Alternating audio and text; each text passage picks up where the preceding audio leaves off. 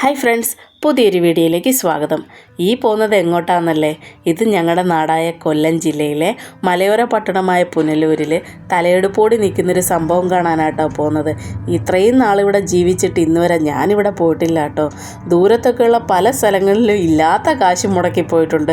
ഞങ്ങളുടെ വീടിനടുത്തുള്ളൊരു സംഭവം കാണാൻ ഇതുവരെ ഞാൻ പോയിട്ടില്ല. ഇല്ല, മുറ്റത്തെ മുല്ലയ്ക്ക് മണമില്ലെന്നൊക്കെ പറയത്തില്ലേ. വണ്ടിയിലൊക്കെ പോകുമ്പോൾ ഇത് കണ്ടിട്ടുണ്ടെന്നുള്ളതല്ലാതെ ഇതുപോലെ ഇറങ്ങി നിന്നിങ്ങനെ കണ്ടിട്ടില്ല കേട്ടോ. എനിക്കൊരു ചെറിയ പനി, അതുകൊണ്ടാട്ടോ എൻ്റെ ശബ്ദം ഇങ്ങനെ ഇരിക്കുന്നത്.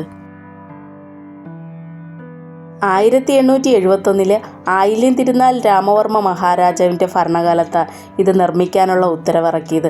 ഇതിൻ്റെ പണി പൂർത്തിയായത് 1877 ഗതാഗതത്തിനും പിന്നെ ജനസഞ്ചാരത്തിനും ഒക്കെ വേണ്ടി തുറന്നു കൊടുത്തത് 1880. കല്ലടയാറിൻ്റെ ഇരുകരകളെയും തമ്മിൽ ബന്ധിപ്പിക്കുന്നതിനും തമിഴ്നാടുമായിട്ടുള്ള വാണിജ്യ മാർഗങ്ങളൊക്കെ കുറച്ചുകൂടെ ശക്തിപ്പെടുത്തുന്നതിനും മൃഗങ്ങൾ കാട് കയറാതിരിക്കുന്നതിനും ഒക്കെ വേണ്ടിയാണ് ഇവർ പ്രധാനമായും ഈ പാലം നിർമ്മിച്ചത് കേട്ടോ.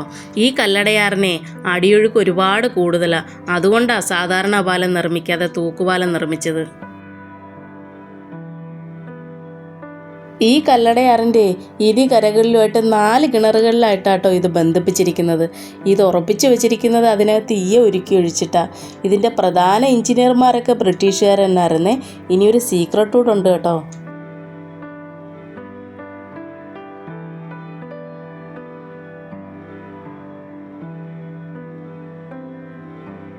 ഇതിൻ്റെ പണി പൂർത്തിയായി കഴിഞ്ഞപ്പോഴേ ഇതിൻ്റെ ശില്പിയെ ഈ 4 കിണറിൽ ഏതോ ഒരെണ്ണത്തിനകത്താക്കിയിട്ടേ ഈയ ഒരുക്കി ഒഴിച്ചെന്നാണ് പറയപ്പെടുന്നത്.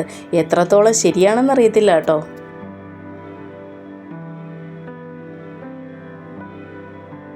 ഇതിനൊരു പ്രത്യേകത ഉണ്ടായിരുന്നു കേട്ടോ. ഇതിൻ്റെ ഒരു വശത്തൂടെ വണ്ടി കയറുമ്പോഴേ മറ്റേ ഭാഗം ചെറുതായൊന്നും ഉയരുമായിരുന്നു കേട്ടോ. ഇത് ഒരേ സമയം 2 ഭാഗത്തൂടെ വണ്ടി കയറാതിരിക്കാൻ വേണ്ടി അവർ ചെയ്തു വെച്ചതായിരുന്നു. അന്ന് കാലത്ത് ഇതിലൂടെ അനേകം ആനകളെ ഒരേ സമയം നടത്തിയൊക്കെയാണ് ഇവരിതിൻ്റെ ബലപരിശോധനയൊക്കെ ചെക്ക് ചെയ്തത്. ഇതിന് 20 അടി വീതിയും 400 അടിയോളം നീളവുമാണ് കേട്ടോ ഉള്ളത്. ഇതിലൂടെ ആയിരുന്നു ഒരു സമയത്ത് കാളവണ്ടിയും കുതിരവണ്ടിയും പിന്നെ മറ്റു വാഹനങ്ങളും ഒക്കെ കടന്നു പോയിക്കൊണ്ടിരുന്നത്. കാലങ്ങൾക്ക് ശേഷമേ സമാന്തരമായിട്ട് മറ്റൊരു പാലം വന്നു കേട്ടോ. പിന്നെ അതിലൂടെയായി എല്ലാവരുടെയും യാത്ര. പിന്നെ ഇത് കുറേ കാലം പൂട്ടിയിട്ടിരുന്നു. പുതിയ പാലം വന്നതിന് ശേഷമേ ഇതിനെ ആരും മൈൻഡ് ചെയ്യാണ്ടായി. പിന്നെ ഇതിൻ്റെ ഓരോ പലകകളായിട്ട് ദ്രവിച്ചു പോകാൻ തുടങ്ങി കേട്ടോ. പിന്നെ ഇതങ്ങ് സ്ഥിരമായിട്ട് അടച്ചു തന്നെ ഇട്ടിരിക്കുമായിരുന്നു. പിന്നെ ഈ അടുത്ത കാലത്തെ മെയിൻ്റനൻസ് ഒക്കെ ചെയ്തിട്ട് ജനങ്ങൾക്ക് വേണ്ടി അങ്ങ് തുറന്നു കൊടുത്ത്. ഇപ്പം ഇതിനകത്തോട്ട് നമുക്ക് കയറിയെ കാണാൻ പറ്റുന്നതേ ഫോട്ടോ എടുക്കലും റീൽസ് എടുക്കലും ഒക്കെ തന്നെയാണ്. ചരിത്ര പ്രാധാന്യമുള്ള ഈ തൂക്കുപാലം കാണാൻ ഇപ്പോൾ ഒരുപാട് വിനോദസഞ്ചാരികൾ വരുന്നുണ്ടേ.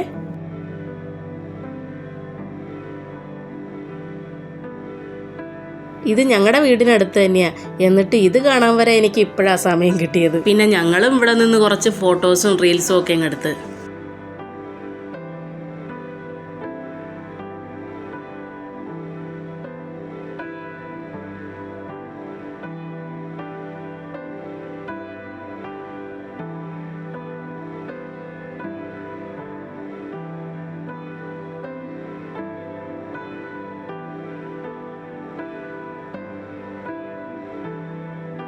ഇതൊക്കെ കണ്ടു കഴിഞ്ഞിട്ട് ഞങ്ങൾ അടുത്തുള്ള ബേക്കറിയിലോട്ട് കയറിയേ.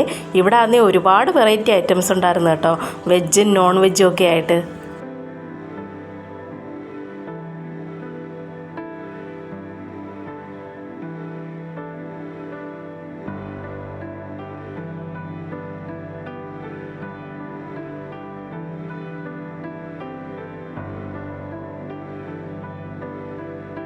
ഇതൊക്കെ കഴിച്ചിട്ട് വരുന്ന വഴിക്ക് ഒരു ചേച്ചി റോഡ് സൈഡിൽ എന്തൊക്കെയോ വിൽപ്പനയ്ക്ക് വെച്ചിരിക്കുന്ന കണ്ടായിരുന്നേ. പിന്നെ ഞങ്ങൾ അങ്ങോട്ട് കയറി. അവിടെ എന്താണെന്നറിയാനായിട്ടോ കയറിയത്. അവിടെ ആന്നേലേ അടിപൊളി പായസങ്ങളും പിന്നെ അടപ്രഥമനും ഒക്കെ ഉണ്ടായിരുന്നേ. ഞങ്ങൾ പിന്നെ കുറച്ച് അടപ്രഥമൻ വാങ്ങി. ഏട്ടനാന്നേ അടപ്രഥമൻ്റെ ആളാട്ടോ.